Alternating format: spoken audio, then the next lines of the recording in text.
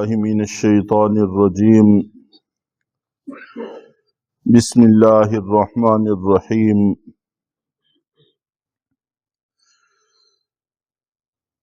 جس وقت اوس اور خزرج دونوں قبیلوں کے درمیان شماس بن قیس یہودی اور اس کے اعلی کار یہودیوں نے جنگ کی آگ کو بھڑکا دیا تو اللہ کے رسول صلی اللہ علیہ وسلم کو اطلاع ملی تو آپ بڑی تیزی سے موقع پر تشریف لائے اور معاملے کو رفع دفع کیا۔ اسی موقع پر اللہ رب العزت نے ان آیات کو نازل کیا جن میں پہلے یہود کو بات سمجھائی گئی اور ان کو ڈانٹ ڈپٹ کی گئی۔ اس کے بعد پھر مسلمانوں کو تنبیہ کی گئی۔ قُلْ يَا أَهْلَ الْكِتَابِ لِمَ تَكْفُرُونَ بِآيَاتِ اللَّهِ، اے پیغمبر آپ کہہ دیجئے کہ اے اہل کتاب، قرآن پاک میں احادیث میں اہل کتاب کی اصطلاح یہود و نصارہ کے لیے استعمال ہوئی ہے۔ مراد اس سے یہ ہے کہ جو آسمانی کتاب پر ایمان رکھتے ہیں اور آسمانی کتاب کے پیروکار ہونے کا دعویٰ کرتے ہیں، پہلی کسی بھی آسمانی کتاب، اور ان میں معروف اور مشہور یہ دو ہی قومیں ہیں، یہود اور نصارہ۔ اے اہل کتاب، تم کس لیے اللہ کی آیتوں کا انکار کرتے ہو؟ قرآن پاک کی حقانیت تم پر واضح ہو چکی ہے، اس میں تمہیں کسی طرح کا کوئی اشتباہ باقی نہیں رہا۔ واللہ شہید علی ما تعملون، اللہ تعالیٰ ان سب کاموں کو جانتے ہیں جو تم کرتے ہو۔ تمہاری یہ حرکات، اس طرح کی سازشیں اور یہ فتنہ برپا کرنا اللہ کی نظر سے اوجھل نہیں ہے، اور اس کی سزا بھی تم کو دی جائے گی اپنے وقت پر۔ قُلْ يَا أَهْلَ الْكِتَابِ لِمَ تَصُدُّونَ عَنْ سَبِيلِ اللَّهِ، اے پیغمبر آپ یہ بات بھی ارشاد فرما دیجئے کہ اے اہل کتاب، تم کس لیے اللہ کے راستے سے روکتے ہو؟ لِمَ تَصُدُّونَ عَنْ سَبِيلِ اللَّهِ، کہ تم کس لیے اللہ کے راستے سے روکتے ہو؟ جو لوگ اللہ پر ایمان لا چکے ہیں، اللہ کو مان چکے ہیں، ان کو دوبارہ کفر کی طرف پلٹنے کا داعیہ کیوں پیدا کرنے کی کوشش کرتے ہو؟ من آمن تبتغونها عوجا وانتم شہداء، ان لوگوں کو جو ایمان لا چکے ہیں کہ تم کجی تلاش کرتے ہو، کوئی نہ کوئی ایسی چیز تلاش کرنے کی کوشش کرتے ہو جس سے ان کے درمیان میں فساد برپا ہو۔ وَأَنْتُمْ شُهَدَاء، حالانکہ تم یہ سب کچھ جان بوجھ کر کرتے ہو، جانتے بوجھتے ہو، تمہیں سب پتہ ہے۔ وَمَا اللَّهُ بِغَافِلٍ عَمَّا تَعْمَلُونَ، اور اللہ تعالیٰ ان کاموں سے بے خبر نہیں ہیں جو تم کرتے ہو۔ تو یہ بار بار ان کو تنبیہ کی جا رہی ہے کہ یہ سب کچھ اللہ کو پتہ ہے، اللہ اس سے بے خبر نہیں ہے، اس لیے انجام سے ڈرو اور راہ راست پر آنے کی کوشش کرو۔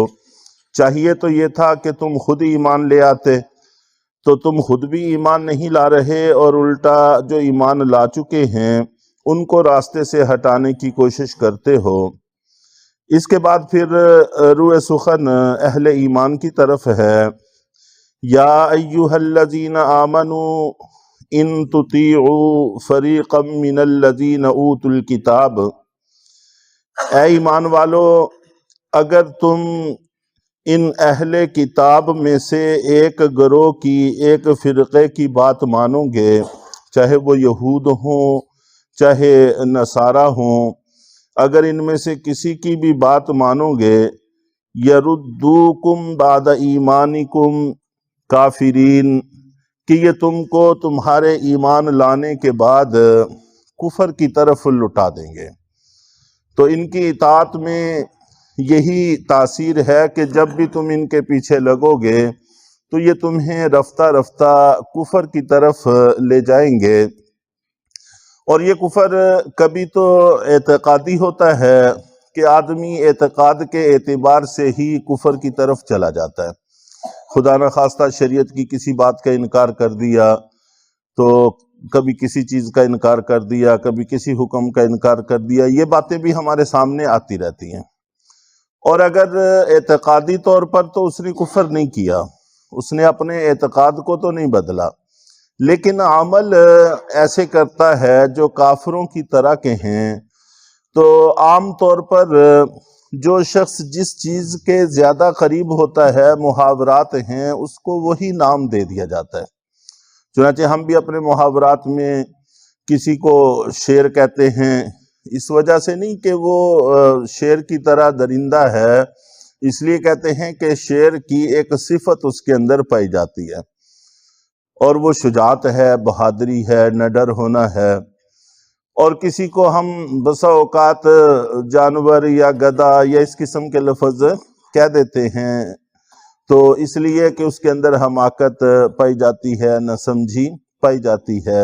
جو شخص جس چیز کے قریب ہوتا ہے اس کو وہ نام دے دیا جاتا ہے۔ تو اس کا مطلب یہ نہیں ہوتا کہ وہ واقع میں وہی ہو گیا ہے، لیکن اس جیسی عادات اس کے اندر پیدا ہو گئی ہیں۔ تو جیسے اعتقاداً کافر ہونا بہت برا ہے اور اس سے بری اور کوئی چیز نہیں ہے، ان کی صفات کو، اعمال کو اپنا لینا، ان کے قریب ہو جانا، یہ بھی قباحت سے خالی نہیں ہے، اس کے اندر بھی بہت زیادہ قباحت پائی جاتی ہے۔ وَكَيْفَ تَكْفُرُونَ وَأَنْتُمْ تُتْلَى عَلَيْكُمْ آيَاتُ اللَّهِ وَفِيكُمْ رَسُولُهُ، اور تم کیسے کفر کر سکتے ہو؟ اہل ایمان کو بتایا جا رہا ہے کہ یہ جو تمہارا جھگڑا ہے، تمہاری لڑائی ہے، اس کو کفر سے تعبیر کیا جا رہا ہے کہ تم کیسے کفر کر سکتے ہو، یعنی کافروں والے اعمال تم کیسے کر سکتے ہو۔ یہ جو آپس کا جھگڑا ہے، اس میں ایک تو اختلاف کا گناہ ہے ہی، آپس میں اختلاف اور انتشار کا گناہ، اور دوسرے نمبر پر اس سے اجتماعی قوت ختم ہو جاتی ہے، ہوا نکل جاتی ہے، قدم اکھڑ جاتے ہیں، اور وہ جو مقصود ہے وہ باقی نہیں رہتا۔ تو یہ بھی ایک بہت بڑا مسئلہ ہے کہ تم پر اللہ کی آیتیں پڑھ پڑھ کر سنائی جاتی ہیں، وَفِيكُمْ رَسُولُ، اور تمہارے اندر میں خود موجود ہوں، اللہ کا رسول تمہارے اندر موجود ہے، تو پھر بھی تم کفر کرو تو یہ بہت ہی قبیح بات ہے۔ چنانچہ ایک دفعہ اللہ کے نبی صلی اللہ علیہ وسلم نے صحابہ کرام سے پوچھا کہ سب سے بڑے ایمان والا شخص کون ہے؟ تو صحابہ کرام نے عرض کیا کہ اللہ کے رسول، فرشتے، بہت بڑا ایمان ہے ان کا، کبھی بھی اس کے اندر کوئی تزلزل پیدا نہیں ہوتا۔ تو اللہ کے نبی صلی اللہ علیہ وسلم نے ارشاد فرمایا کہ ان کا ایمان اتنا بڑا کیوں نہ ہو کہ اللہ تعالیٰ نے ان کی طرف براہ راست وحی کی ہے۔ اللہ تعالیٰ نے ان کی طرف چونکہ ایمان کی وحی کی ہے، اس کا اثر ہے کہ ان کا ایمان مضبوط ہونا چاہیے۔ اس کے بعد صحابہ کرام نے عرض کیا کہ اللہ کے رسول، پھر ہم لوگوں کا ایمان سب سے مضبوط ہے، سب سے بڑا ہے۔ تو آپ نے ارشاد فرمایا کہ تمہارا ایمان کیوں نہ ہو کہ تمہارے اندر میں خود موجود ہوں، اللہ کے نبی تمہارے اندر موجود ہیں۔ اور پھر صحابہ کرام نے عرض کیا کہ اللہ کے رسول، آپ خود ہی ارشاد فرما دیں کہ سب سے بڑا ایمان کس کا ہے، مضبوط ایمان کس کا ہے۔ آپ نے ارشاد فرمایا کہ سب سے عجیب اور مضبوط ایمان ان لوگوں کا ہے جو ہمارے بعد آئیں گے، وہ کتابوں میں لکھا ہوا پڑھیں گے اور پھر اس پر ایمان لے آئیں گے۔ تو چنانچہ کتابوں میں لکھا ہوا بھی ہم پڑھ رہے ہیں، قرآن پڑھتے ہیں، حدیث پڑھتے ہیں، سنتے ہیں، اس کے بعد ہم اگر واقعی ایمان کے تقاضے پورے کرتے ہیں تو پھر اس مداح کے اندر شامل ہیں، لیکن اگر خدا نخواستہ کمزوری ہے تو پھر قابل غور بات ہے، ہمیں اس پر فکر کرنے کی ضرورت ہے۔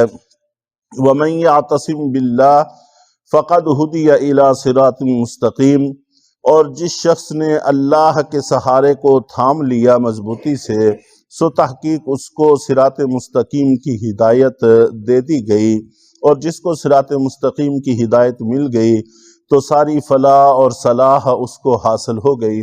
اللہ تعالی ہم سب کو عمل کی توفیق عطا فرمائے۔